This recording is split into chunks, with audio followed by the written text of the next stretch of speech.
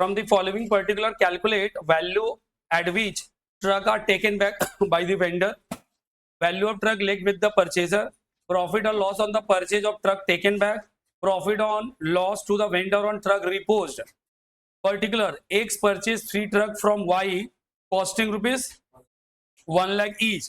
Purchaser charge depreciation 20% on diminishing balance method. 2 truck were seized by the vendor when the second installment was not paid at the end of second year and vendor value the truck at cost less 30% depreciation annually charged at the diminishing balance method. Vendor spent 40,000 on overall of the truck and also sold them for 1 lakh 60. हमें उतना कुछ समझना नहीं है, हमारे लिए एक एक ट्रक का कॉस्टिंग कितना है. नीचे हम लोग देखेंगे total cost 1 lakh into 3 lakh. कुछ नहीं बोला गया है तो हम लोग समझेंगे टोटल पेमेंट 3 इंस्टॉलमेंट में हो रहा है ना. 3 instalment. 2 truck were seized by vendor when second instalment was not paid. लेकिन कुछ बताया नहीं कि कितने इंस्टॉलमेंट में लेगा. ये इंफॉर्मेशन होना चाहिए. ये इंफॉर्मेशन तो मैं एज्यूम कर रहा हूं पेड इन 3 इंस्टॉलमेंट. ये तो समझा नहीं पाऊंगा ना. 3 इंस्टॉलमेंट मान लो 3 इंस्टॉलमेंट में देता. तो वेंडर का ड्यू कितना है 3 लाख रुपीस. पहला इंस्टॉलमेंट दिया एक, लेकिन एक एंट्री और पेंडिंग है. एक एंट्री का प्रॉब्लम और है. क्या है कि जो ड्यू अमाउंट है वो कितना है वो तो नहीं पता चल रहा. इंटरेस्ट रेट भी मिसिंग है. तो ये थोड़ा मुश्किल हो जाएगा निकालना. लेकिन हम लोग रिपोज्ड वैल्यू निकाल सकते हैं. क्या निकाल पाएंगे? रिपोज्ड वैल्यू. कैसे निकालेंगे रिपोज्ड वैल्यू? तो नीचे लिखेंगे रिपोज्ड वैल्यू. और वैसे भी इंस्टॉलमेंट का जरूरत पड़ेगा क्या? नहीं पड़ेगा, इसलिए दिया नहीं है. पहले रिपोज्ड वैल्यू निकालो. रिपोज्ड वैल्यू. रिपोज्ड वैल्यू कैसे निकालने का तरीका क्या है? बोल रहे हैं 30% depreciation annually charged diminishing balance method. कितना ट्रक सीज कर रहा है? 2 ट्रक. खरीदे कितना ट्रक थे? 3 ट्रक. 3 में से 2 ट्रक लेकर गया. तो 3 में से 2 अगर लेके गया तो पार्शियल ना complete. Partial reposition. Complete reposition हो नहीं रहा है. कंप्लीट रिपोजिशन तो पार्शियल रिपोजिशन है. तो पार्शियल रिपोजिशन के लिए क्या करेंगे? 2 लाख और 30% 2 बार डेप्रिसिएशन घटाना है. इसका दूसरा तरीका होता है 70% इंटू 70%. मतलब तुम्हारे पास 2 लाख है. पहले तुम 30% माइनस करोगे 140, फिर 30% माइनस करोगे 42,000 आएगा 98,000. ये ना. लेकिन तुम अगर उसी का 70% कर लोगे तो भी आंसर वही आएगा 98,000. यानी रिपोज्ड वैल्यू 98 आएगा. सर कैसे आपको पता 98? क्योंकि अग्रीमेंट में लिखा हुआ है 30% डेप्रिसिएशन एनुअली चार्ज करेंगे. कौन से मेथड पे? हाँ, डिमिनिशिंग मेथड. क्यों? ट्रक का वैल्यू पता करने के लिए. मतलब जो पर वेंडर है, वेंडर बोलेगा हम तुम्हारा ट्रक लेके तो जा रहे हैं, लेकिन मैं मान रहा हूं 30% डेप्रिसिएशन होना चाहिए. कितना होना चाहिए? तो वेंडर बोलेगा हम तुम्हारा 2 ट्रक लेकर जा रहे हैं, ये 2 ट्रक का औकात है 98. क्या है? 98. लेकिन जो परचेजर है वो अपना डेप्रिसिएशन क्या करता है? 20%. तो नीचे लिखेंगे WDV of truck of 2 truck 2 lakh. 20% diminishing है. इसका मतलब शॉर्टकट निकालने का तरीका 80% इंटू 80%. कितना आ जाएगा? 80% इंटू 80% कितना आएगा? 1,28,000. इधर देखो, तुम अगर 2 लाख लोगे, पहले 20% माइनस करोगे आएगा 1,60,000, फिर 20% माइनस करोगे 32,000. कितना आएगा? 1,28,000. तो तुम चाहो तो ये स्टेटमेंट इसलिए दिखा रहा हूं ताकि तुम्हें ज्यादा डिफिकल्ट फील ना हो. नहीं तो लंबा वाला स्टेटमेंट कर लो, बात बराबर है. क्लियर है ना? अभी वेंडर के पॉइंट ऑफ व्यू से सोचो. देखो यहां पर क्या लिखा है? Value at which truck taken back by the vendor. लिखेंगे truck taken back by the vendor at rupees 98,000. दूसरा बोला value of truck left with the purchaser. बोल रहा है परचेजर के पास कितने का ट्रक बच जाएगा, तो एक ट्रक बचेगा। ये हो गया क्वेश्चन नंबर 1 का आंसर। क्वेश्चन नंबर 1 के आंसर में लिखो value at which truck taken by vendor 98,000 लिख दो। क्वेश्चन नंबर 2 में बोला है जो ट्रक छोड़ दिया उसका वैल्यू क्या है, क्या लिखा, value of truck left with the purchaser. Purchaser के साथ कितना ट्रक बच गया, तो परचेजर के पास कितना ट्रक था, 3, कितना लेके चला गया, कितना बच गया लेकिन उस पर तो डेप्रिसिएशन भी चार्ज हुआ है ना, तो नीचे लिखेंगे value of truck left with purchaser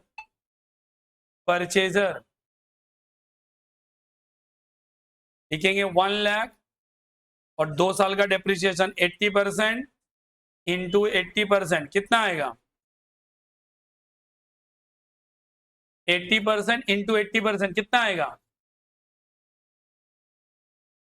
64,000।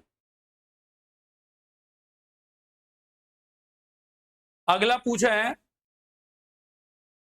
Profit and loss to the purchase on truck taken back, किसके लिए, वेंडर के लिए, परचेजर के लिए, तो नीचे लिखेंगे प्रॉफिट और लॉस फॉर परचेजर ऑन रेपोजेशन। रेपोजेशन होगा तो परचेजर को फायदा होगा ना परचेजर को नुकसान होगा, इसके बारे में देखना है। अब तुम लोग सोच के बताओ, परचेजर का जो ट्रक लेकर गया उसके लिए वेंडर कंपनी कितना पैसा दे रहा है, कितना दे रहा है, जो ट्रक वेंडर लेकर गया, जो ट्रक लेके चला गया उसके लिए वेंडर कंपनी कितना रुपया दे रहा है, मतलब कितने रुपए का वैल्यू बता रहा है ट्रक को।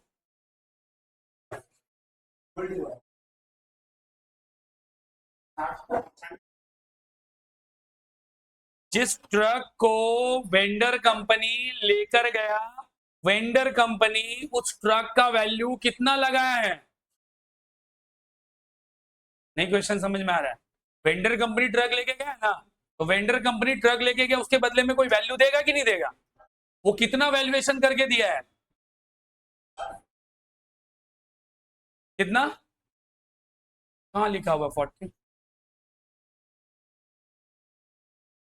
कितना बोले 128, बोलो और बोलो, तुम लोग समझ नहीं पा रहे क्वेश्चन।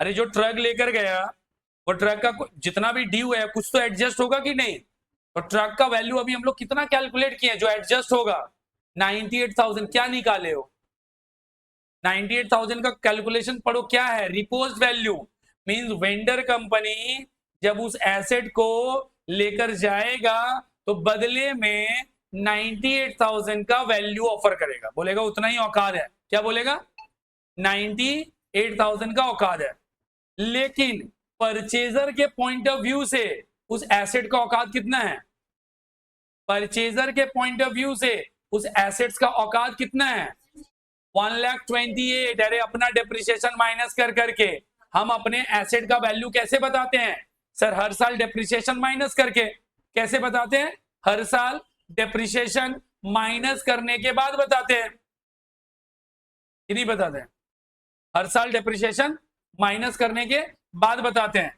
तो हमारे मतलब परचेजर के पॉइंट से, परचेजर के कॉन्सेप्ट से वैल्यू होना चाहिए 128, लेकिन जो वेंडर कंपनी है वो बोल रहे हैं नहीं, I am taking your truck but I am offering you 98,000 as per our agreement, क्योंकि अग्रीमेंट में लिख दिया हो कि अगर रिपोजिशन होगा 30% WDV डेप्रिसिएशन पे होगा कि नहीं, इसका मतलब परचेजर को नुकसान हुआ, मतलब लॉस हुआ ना प्रॉफिट हुआ, तो लॉस हुआ बिकॉज परचेजर के लिए 128 का कॉस्ट है और बदले में उसको ऑप्शन कितना मिल रहा है 90, तो यहां लिखेंगे 1,28,000 माइनस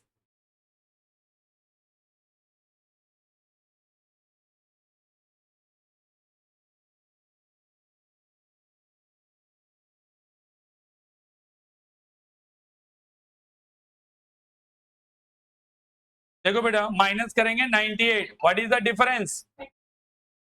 30,000 का लॉस हो गया, किसको? परचेजर। अब इस सवाल को छोड़ो, तुम लोग इस सम से बाहर निकलो। तुमने एक मोबाइल फोन खरीदा 20,000 में, या कंप्यूटर समझो, तुमने एक कंप्यूटर खरीदा 50,000 में, और कंप्यूटर पे तुम डेप्रिसिएशन लिख रहे हो 20%। तो 50,000 का माल है, पहले साल डेप्रिसिएशन करोगे 20% आएगा 40, फिर उसके बाद में 20% डेप्रिसिएशन करोगे 8 आएगा 32। तो तुम्हारे लिए वो कंप्यूटर का औकात कितना है? 32। अरे तुम अपने बुक्स में वो कर रहे हो।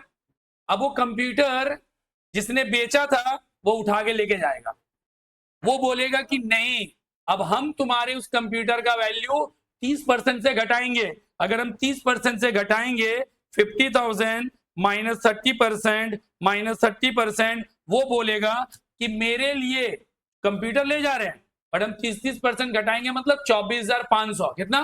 तुम बोलोगे कि भाई क्या कर रहे हो, मेरे बुक्स में तो इसका वैल्यू 32 है और तुम बोल रहे हो कि 24 है, इसका मतलब तुमको नुकसान हुआ कि नहीं? वही तो बोल रहे हैं। अबे अब तुम वेंडर के पॉइंट ऑफ व्यू से सोचो। किसके पॉइंट ऑफ व्यू से? वेंडर ने वो ट्रक तो ले लिया, मान लो मेरा कंप्यूटर ले लिया, मेरा फोन ले लिया, मेरा ट्रक ले लिया। वो कितने में ट्रक लिया? 98 में लिया। अब 98 में लिया तो ट्रक लेकर क्या करेगा? अगर मान लो कि मैं तुमको कोई सामान बेचा हूं, तुम पैसा नहीं दे पा रहे हो, वो सामान उठा के हम ले आएंगे, उठा के ले आने के बाद सामान का क्या करेंगे? अरे हम भी उसको बेच देंगे ना, मैं उठा के घर में थोड़े रखेंगे। पता चला कि तुम्हारा गाड़ी, तुम्हारा ट्रक लेकर गया है ना, वो ऐसे मार्केट में बिक नहीं रहा है, थोड़ा उस पर काम करवाना पड़ेगा, थोड़ा मॉडिफाई करवाना पड़ेगा। समझ में आया क्या? थोड़ा मॉडिफाई करवाना पड़ेगा, कुछ और खर्चा है, ताकि उसके बाद थोड़ा सा रिफ्रेश करके हम उसको मार्केट में बेचेंगे। कैसे बेचेंगे? थोड़ा सा मॉडिफाई करके हम उसे मार्केट में सेल करेंगे। जब उसे हम मॉडिफाई करके मार्केट में सेल करेंगे, उसके लिए मेरे पास खर्चा होगा। इस वेंडर ने भी वही किया। क्या किया वेंडर ने?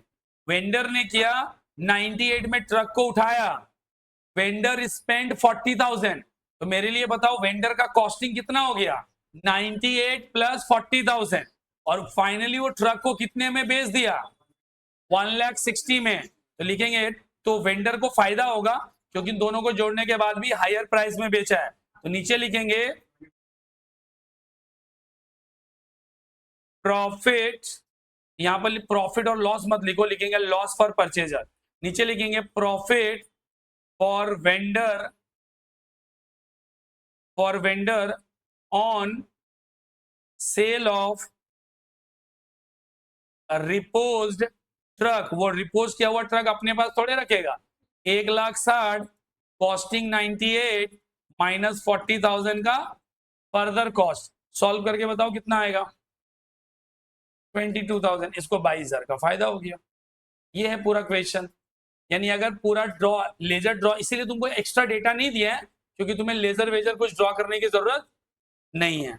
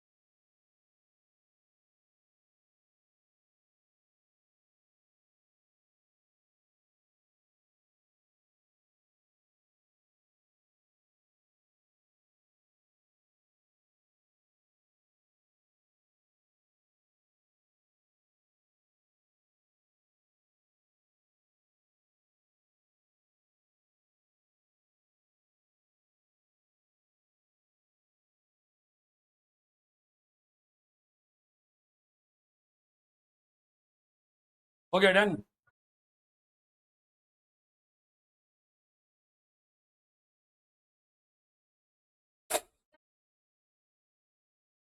लेजर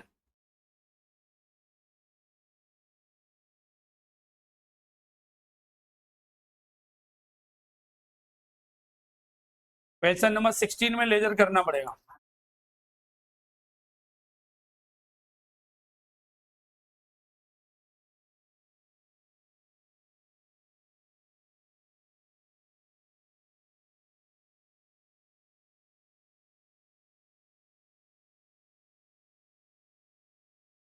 चलो इसको सॉल्व करो, at least working. Transport limited purchase 2 truck costing rupees 4 lakh each from Auto Limited on 1st January 2008. On hire purchase system, the term of payment were as follows: payment of 1 lakh for each truck on delivery, down payment, remainder in 3 equal installments together with interest 10% to be paid at the end of each year.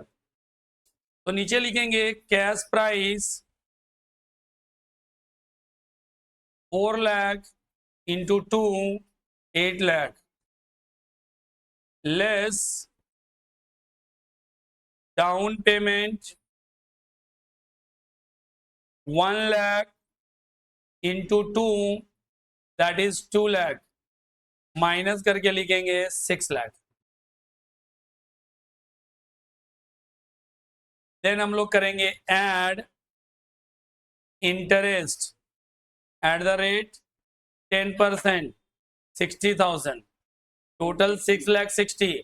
और बोला जो remaining amount है ना वो 3 instalment में होगा, तो remaining amount 6 lakh divided by 3, it means 2-2 lakh का cost of investment, cost of instalment होगा। अगला लिखेंगे less instalment 2 lakh plus 60,000, 2,60,000, answer is 4 lakh। Then हम लोग करेंगे add interest at the rate of 10%, 40,000, 4,40,000, less instalment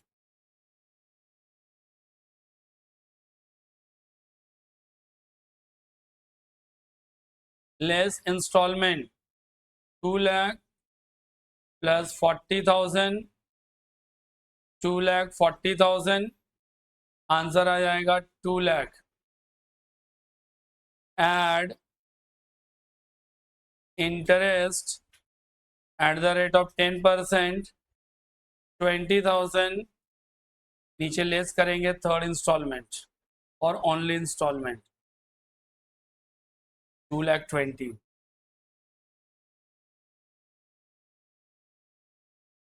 अब तुम देखो इधर,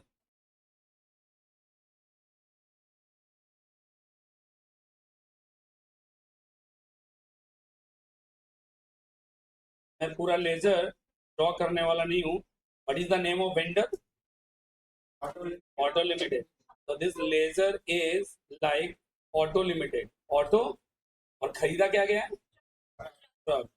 ये हो जाएगा ट्रक अकाउंट। ऑटो लिमिटेड का बैलेंस एज ऑन 1 जनवरी 2009 को बाई बैलेंस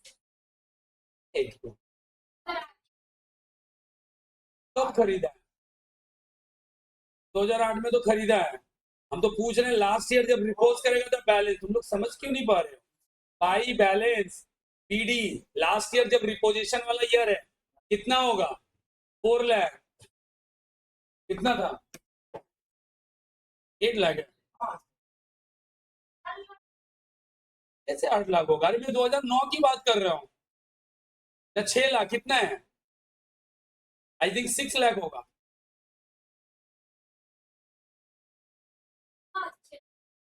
8 लाख गया, 2 लाख डाउन दिया, 6 लाख से भी कम आएगा। 2 लाख का तो इंस्टॉलमेंट भी पे किया, 4 लाख रुपीज आएगा। अब बताओ इस साल का इंटरेस्ट कब चार्ज करोगे? 31 दिसंबर 2009 को बाई इंटरेस्ट 40,000, यही ना? वैसे ही मुझे आगे आगे का कुछ नहीं जानना है, मुझे जानना है 1/1/2009 का टू बैलेंस बीडी। ट्रक का बीडी बैलेंस कितना है? और उसी ईयर 31 दिसंबर 2009 को डेप्रिसिएशन भी चार्ज कर दिए होंगे। कितना?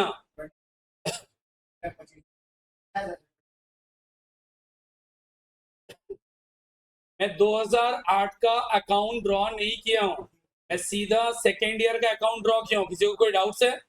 सबका बैलेंस यही है ना, होने का यही है ना बैलेंस सेकेंड ईयर का। देखो अब इधर सुनो, अब 2009 में ट्रक रिपोज हो जाएगा। क्या हो जाएगा? Auto limited repose one truck. देखो इधर, एक ट्रक रिपोज करेगा और उसका वैल्यू जो है वो एडजस्ट करेगा अमाउंट ड्यू के साथ। किसके साथ? and the reposition value done on the basis of 30% of depreciation on diminishing balance method, write up the ledger account। इधर सुनिए, पहले पहले ट्रक अकाउंट में आओ। ट्रक अकाउंट में तो डेप्रिसिएशन चार्ज कर दिए। मेरे पास कितना ट्रक है? एक कौन ले लेगा? वेंडर। एक तो मेरे पास रहेगा ना, तो मैं 31 दिसंबर को 2 एंट्री पास करूंगा, रेट से लिख रहा हूं 31 दिसंबर 2009, 31 दिसंबर 2009। एक में लिखूंगा बाई रेपोजिशन अकाउंट। क्या लिखेंगे? रेपोजिशन अकाउंट। और एक लिखेंगे by balance CD, by balance CD. अभी ट्रक का वैल्यू है 6 लाख। ट्रक का वैल्यू कितना है? 6 लाख माइनस 1,50,000 करेंगे, वैल्यू आ जाएगा 4,50,000। कितना आ जाएगा? और ये 4,50,000 का हाफ वो लेकर जाएगा, मतलब ये 4,50,000 दो ट्रक का वैल्यू है ना। एक ट्रक वो लेके गया, एक ट्रक मेरे पास रह गया। इस वैल्यू का आधा उधर गया, आधा मेरे पास रहा। तो हम लोग लिखेंगे 4,50,000 का हाफ, और इधर भी 4,50,000 का half divided by 2। 2,25,000 here and 2,25,000 here। नीचे एक और रेपोजिशन का लेजर ओपन करना पड़ेगा। इस लेजर का नाम होगा रेपोजिशन अकाउंट 31 दिसंबर 2009 टू ट्रक अकाउंट। 2,25,000 का ट्रक रिपोज हो गया। तो देखो truck account is very easy भाई। ट्रक में जितना ट्रक लेके जाएगा रिपोजिशन में, जितना ट्रक नहीं लेकर गया वो बैलेंस सीडी में ट्रांसफर हो जाएगा। राजू ठीक है? अब इधर आओ, वेंडर में आओ। वेंडर बोला हम तुम्हारा जो ट्रक है ना उसका वैल्यू हम 30% डिप्रिसिएशन में देंगे। तो तुम लोग वर्किंग में कहीं पे ऐसे लिख लो रिपोज्ड वैल्यू। क्या लिखेंगे? Repose value. एक ट्रक का दाम कितना था? 30% का डेप्रिसिएशन 2 साल के लिए निकालेंगे तो 70% डायरेक्ट निकाल सकते हैं कि नहीं? निकालो, कितना आएगा? 4 लाख इंटू 70% इंटू 70%। वो ट्रक का वैल्यू दे रहा है 196 प्लस इस वैल्यू को क्या करेगा? उसका जितना अमाउंट ड्यू है उसके साथ एडजस्ट हो जाएगा। क्या हो जाएगा? उसका जितना अमाउंट ड्यू है उसके साथ एडजस्ट कर लेंगे। 31 दिसंबर 2009 टू रेपोजिशन अकाउंट कितना आएगा? कितना वैल्यू आएगा? 1,96,000। 1,96,000। इसका मतलब बाकी बात ऑटो लिमिटेड का पैसा तुम्हें देना पड़ेगा, छोड़ नहीं देगा। वो एक ट्रक लिया है तुमसे, बाकी बात ट्रक का पैसा वो वसूलेगा। ये टोटल हो गया 4,40,000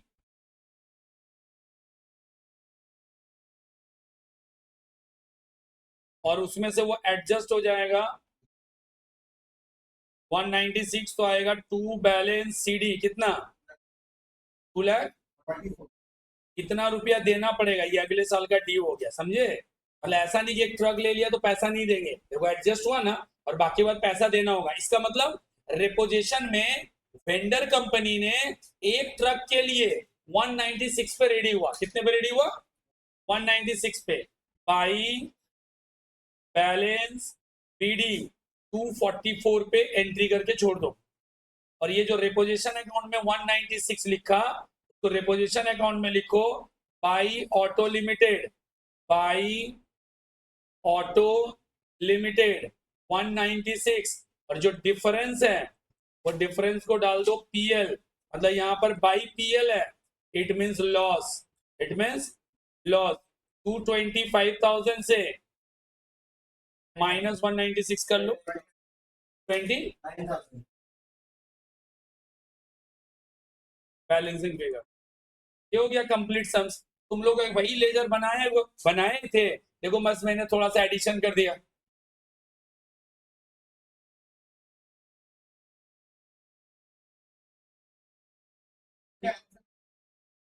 यार सुनो तो, सुनो अच्छे से।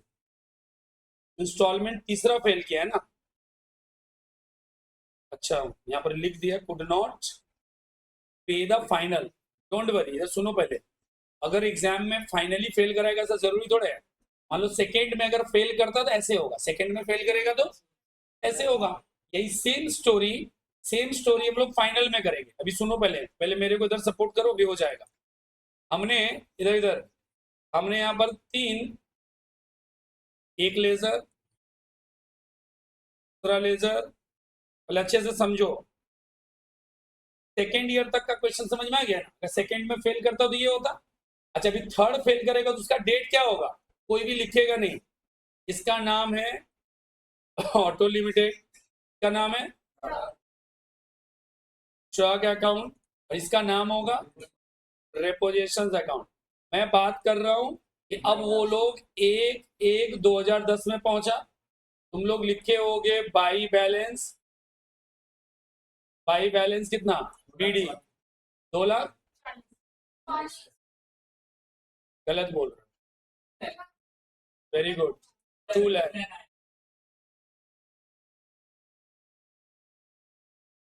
तुम लोग के अंतर मत करो। अभी 2 लाख का बैलेंस है, पता है। हम लोग आएंगे 31 दिसंबर 2010 को, क्या लिखेंगे, बाई इंटरेस्ट 20,000 रुपया लिख दिया। जो ट्रक है उसका हम लोग लिखेंगे 1/1/2010 टू बैलेंस बीडी। ट्रक का बीडी बैलेंस कितना है, ट्रक का बीडी बैलेंस, क्योंकि ट्रक के ऊपर डेप्रिसिएशन कितना परसेंट था, ट्रक के ऊपर डेप्रिसिएशन था 25%। मतलब डब्ल्यूडीबी ना straight line, WDV 8 lakh minus 25% minus 25%, तो ये तुम लोगों का आया होगा 4,50,000। और फिर 31 दिसंबर 2010 को हम लोग करेंगे बाई डेप्रिसिएशन, और ये डेप्रिसिएशन आएगा इनटू 25%, 1,12,500। कोई दिक्कत। मान लो अब दूसरा साल फेल नहीं कर रहा है, कब फेल कर रहा है, तीसरा साल। अच्छा, जब तीसरा साल फेल करेगा तो जो मेरा ट्रक है, दोनों ट्रक तो लेके नहीं गया, तो एक ट्रक वो मेरे पास छोड़ देगा, एक ट्रक वो लेकर चला जाएगा। जो ट्रक लेकर गया उसका नाम होगा रेपोजिशन, जो ट्रक मेरे पास छोड़ के गया उसका नाम होगा बाई बैलेंस सीडी। उसका नाम क्या होगा, बाई बैलेंस सीडी। रेपोजिशन में लिखेंगे 31 दिसंबर 2010 लिखेंगे 2 ट्रक, लेकिन अमाउंट कितना, तो कैलकुलेटर पे आओ। अभी मेरे पास एसेट 4,50,000 है, माइनस करेंगे 1,12,500। जितना आया उसका हाफ, वेरी गुड, क्योंकि आधा एक ट्रक लेके गया। ये होगा 168,750, ये भी होगा 168,750, यहाँ लिख देंगे 168,750। अभी जब 31 दिसंबर को पेमेंट करने का टाइम आया, बोला नहीं दे पाएंगे, फेल किया तो हम क्या करेंगे, एक ट्रक रिपोज करेंगे, और रिपोजिशन का जो वैल्यू है उससे मान नहीं लेंगे पेमेंट, पार्ट पेमेंट मानेंगे। क्या मानेंगे, अब रिपोजिशन का तरीका क्या है, 30% करके 3 साल। तो जो कैलकुलेशन मैंने 2 साल के लिए बताया, इसको कितने साल के लिए कर लोगे, इसमें एक और डालोगे 70%, कितना आएगा, 4 लाख इंटू 70% इंटू 70% इंटू 70%, 137,200। ये फिगर आ गया 137,200। और रिपोजिशन में लिखेंगे बाई ऑटो लिमिटेड 137,200। और जो बचा हुआ पैसा देखो, एक ट्रक लेके गया लेकिन अगला पैसा वो छोड़ नहीं देगा, वो हो जाएगा to balance CD, to balance 2,20,000 due है, 2,20,000 ड्यू है। जो भी ट्रक का डिफरेंस अमाउंट अभी भी है 2 लाख माइनस 137,200, 62,800 अभी भी ड्यू है, वो अगले साल वसूलेगा उससे। कौन सा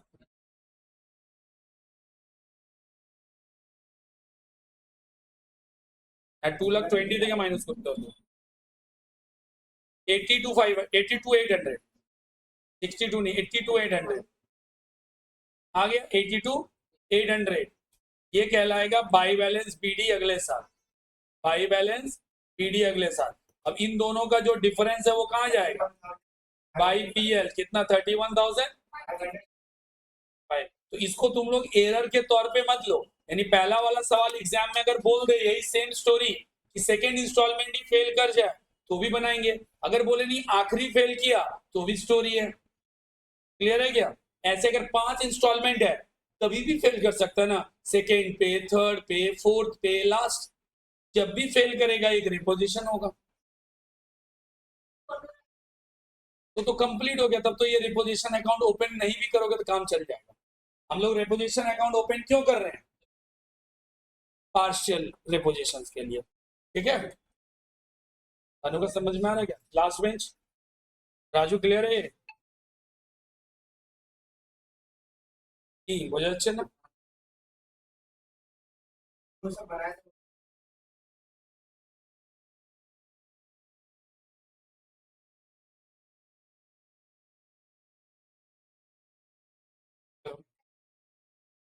बुक्स ऑफ अकाउंट प्रिपेयर कर रहे थे, परचेजर के पॉइंट ऑफ व्यू से खरीदे थे, खरीदा, वेंडर का लेजर फेल कर गया तो क्या होगा, अभी सेम स्टोरी होगा, वेंडर सेल करेगा कैसे रिकॉर्ड करेगा, रिपोज करेगा कैसे रिकॉर्ड करेगा, और सबसे मजे की बात है कि जब वेंडर का करेंगे तब हमारे लिए अलग अलग मेथड है, एक स्टॉक एंड डेटर सिस्टम रहेगा और एक स्टॉक मेथड रहेगा। वहां पे 2 मेथड में सीखना पड़ेगा वेंडर कंपनी का, परचेजर में खत्म, मतलब हायर परचेज का परचेजर पार्ट डन है।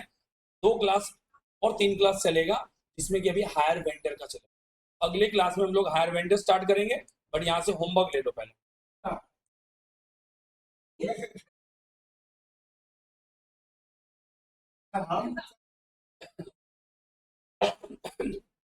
17 and 18 दो क्वेश्चन, 17 and 18, क्योंकि क्वेश्चन नंबर 21 से सिर्फ और सिर्फ वेंडर कंपनी का है, 21 से सिर्फ और सिर्फ किसका है, वेंडर कंपनी। अभी 2 क्वेश्चन तुम लोग कर लो, 17 18 दिया ना, 2 कर लो, और बाकी बात जो 2-3 क्वेश्चन रहेगा 19 20 21 उसको बाद में प्रैक्टिस करना, और अगले क्लास में 21 से क्वेश्चन स्टार्ट होगा वेंडर कंपनी में।